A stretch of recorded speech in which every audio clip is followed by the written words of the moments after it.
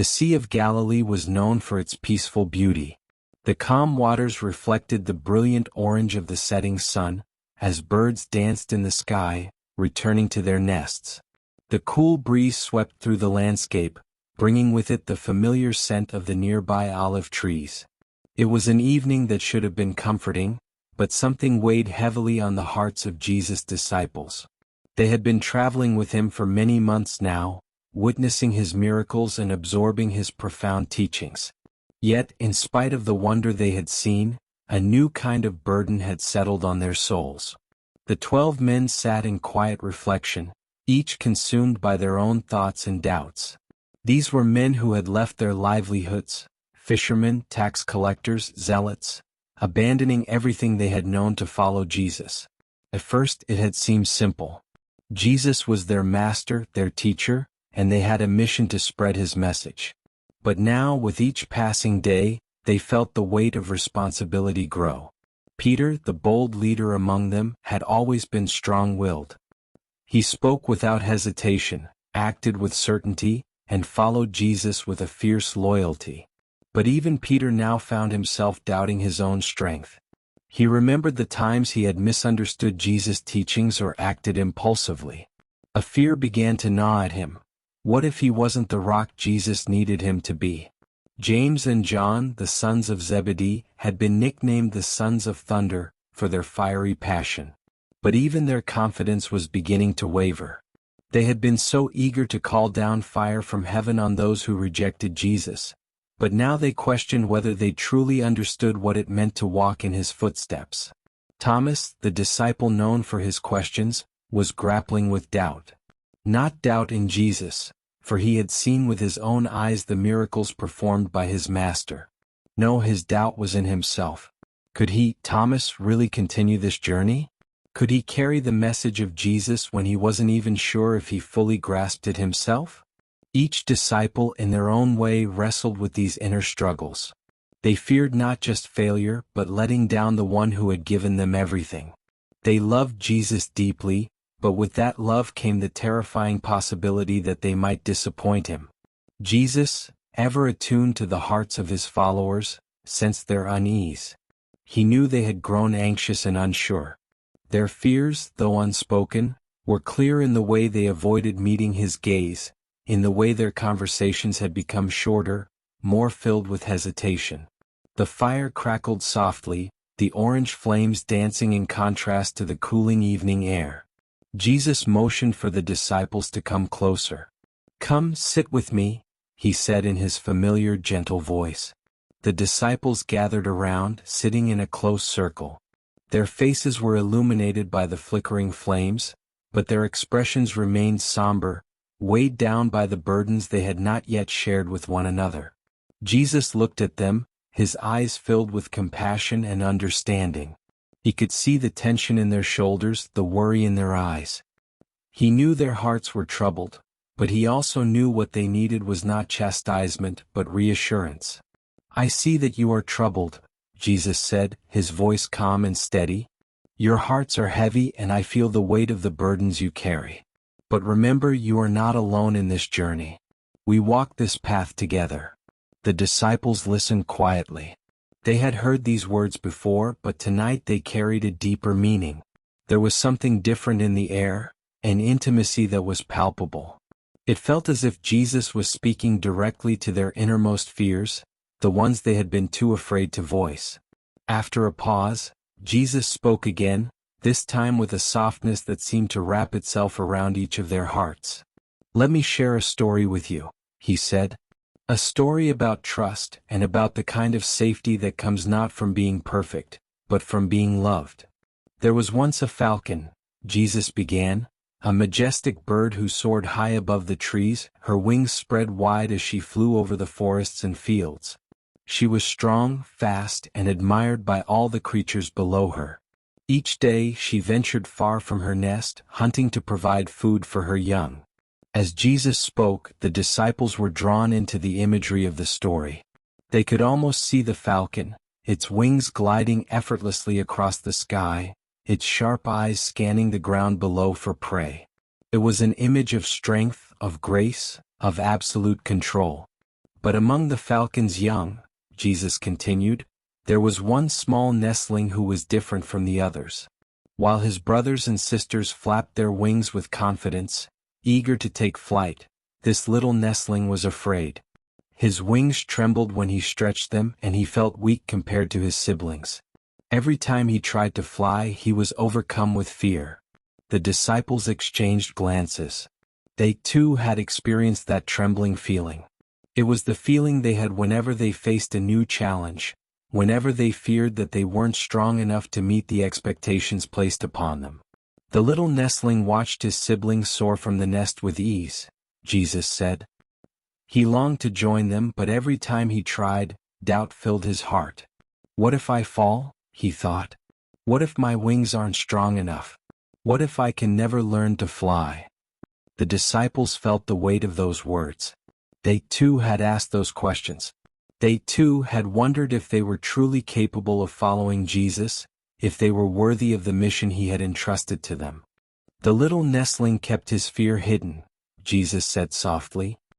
He didn't want his mother to see how weak he felt, and he didn't want his siblings to think less of him. So he remained silent, struggling with his fear alone, day after day. At this, the disciples felt a deep pang of recognition. How many times had they kept their own fears hidden? How many times had they pretended to be strong, even when they felt weak and uncertain? They had tried to carry the weight of their doubts by themselves, afraid to admit their struggles to one another, or to Jesus. One evening, Jesus continued, as the sun was setting, the mother falcon returned to the nest and noticed that her little one had not flown with the others. She could see the fear in his eyes, the trembling in his wings. Gently, she perched beside him and asked, "Why are you afraid, my child?" The disciples listened closely, their hearts already stirred by the tenderness of the mother falcon's question. They knew what it was like to feel that fear, and they could almost imagine Jesus asking them the same question. The little nestling looked up at his mother with tears in his eyes and said, "I'm afraid, Mother. I'm afraid that if I try to fly, I will fall. And if I fall, I fear you will be disappointed in me. What if I'm not as strong as my brothers and sisters? Will you still love me?" At this, the disciples' hearts ached. They could feel the little nestling's vulnerability, the deep fear of not being enough. And in that vulnerability they saw themselves. They too had wondered if their failures and weaknesses made them less worthy of Jesus' love. They had feared falling short not just in the eyes of others, but in the eyes of the one they loved most. Jesus paused for a moment, letting the story sink in. The disciples sat in silence, their emotions swirling inside them. They were moved not just by the story itself, but by the realization that Jesus was speaking directly to the fears they had been carrying.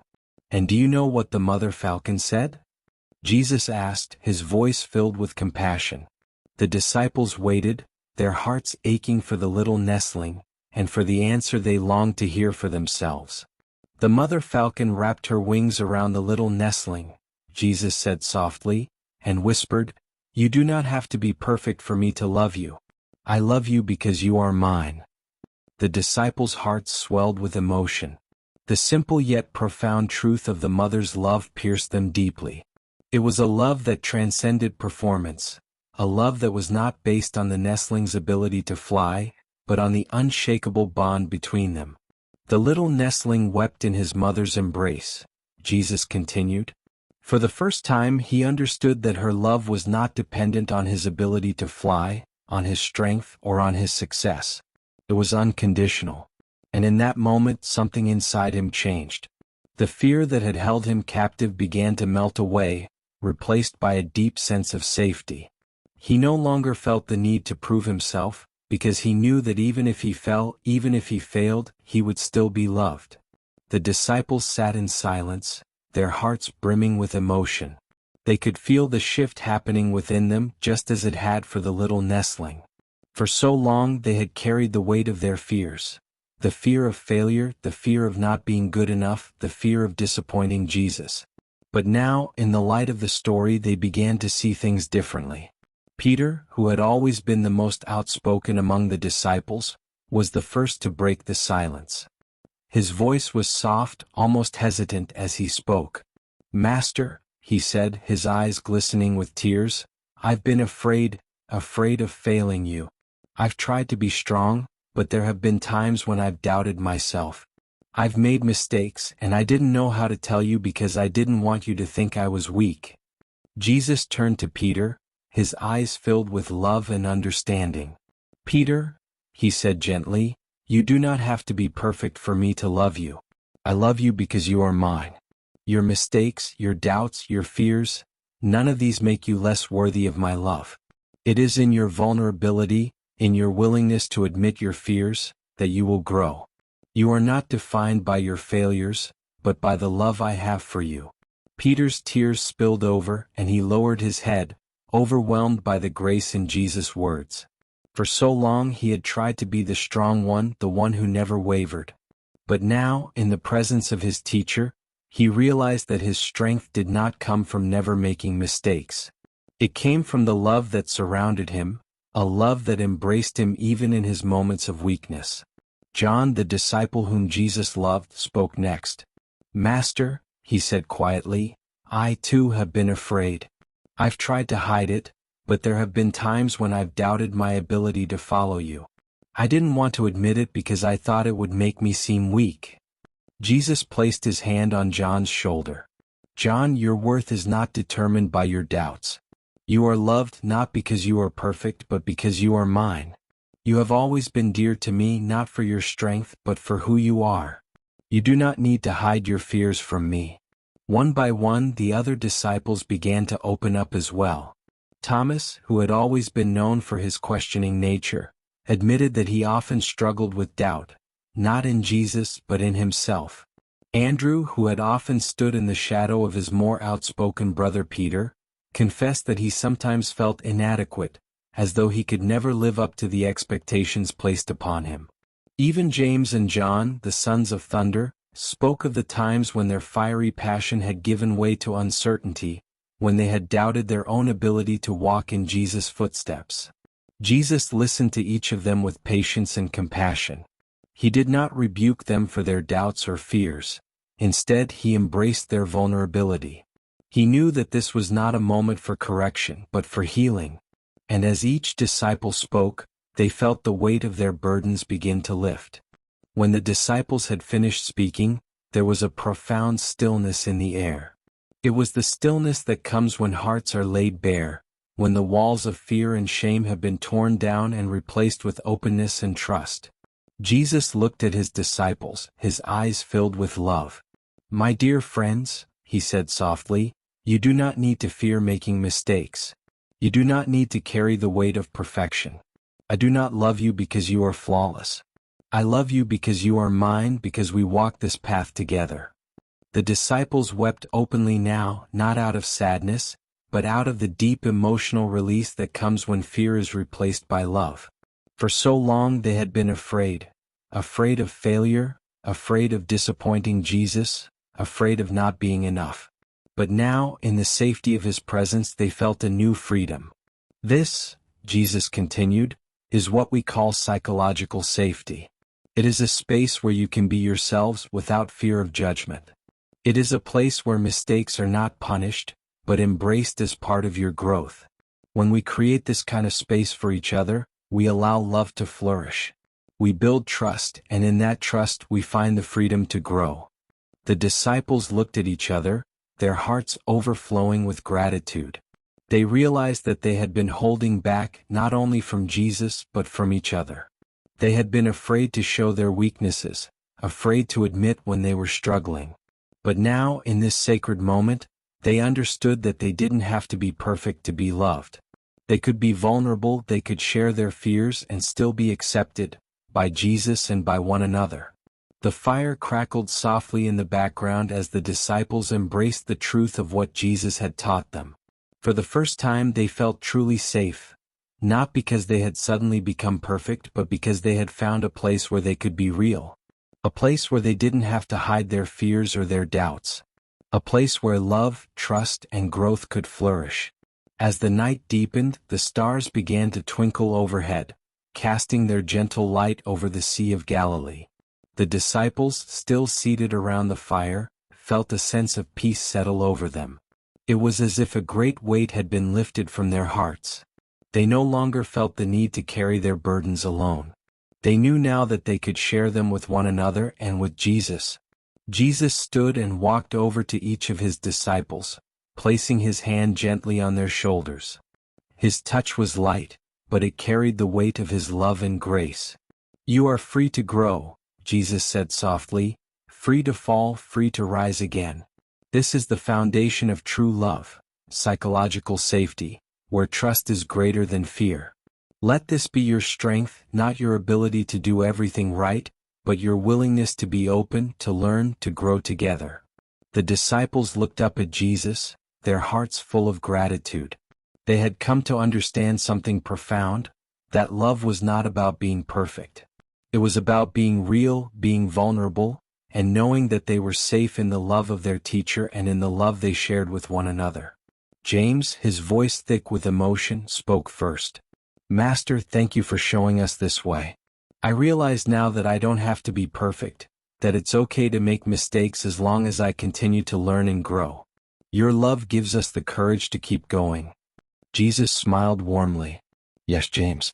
And remember, it's not just my love that gives you strength. You have each other. You are a family bound by trust and love. Walk together, support one another, and in that safety, you will find the strength to fulfill the mission I have given you." John, who had always been close to Jesus, wiped away tears as he spoke. "Master, I have always felt your love, but tonight I understand it in a deeper way. It's not just about what we do, it's about who we are and the safety we create for one another. We will carry this lesson with us and we will share it with those we meet." Jesus nodded, his eyes shining with love. "That is the way of love, John. It is not about being perfect. It is about being honest, being open, and knowing that you are loved no matter what." The disciples smiled through their tears, feeling the warmth of Jesus' words settle deep into their souls. It was a night they would never forget, a night when fear was replaced by trust, when they learned the true meaning of psychological safety in the loving presence of their teacher. The next morning, as the disciples prepared to continue their journey, they did so with lighter hearts. The burdens of fear and perfectionism had been lifted. They knew that they were not expected to be perfect, only to be faithful. They knew that they were loved, not for what they accomplished, but for who they were. As they walked beside Jesus, they carried with them the lesson of the little nestling, that love is not conditional, and that true strength comes not from hiding one's fears, but from embracing vulnerability. They would go on to face many challenges, but they would face them together, knowing that they were safe in the love of their teacher and in the love they shared with one another. And so their journey continued, not as perfect men, but as men who were deeply loved, free to grow, free to fall, and free to rise again in the arms of grace. This is end of the story. Please like this video and subscribe this channel for more Jesus story like this. May the God watch over you.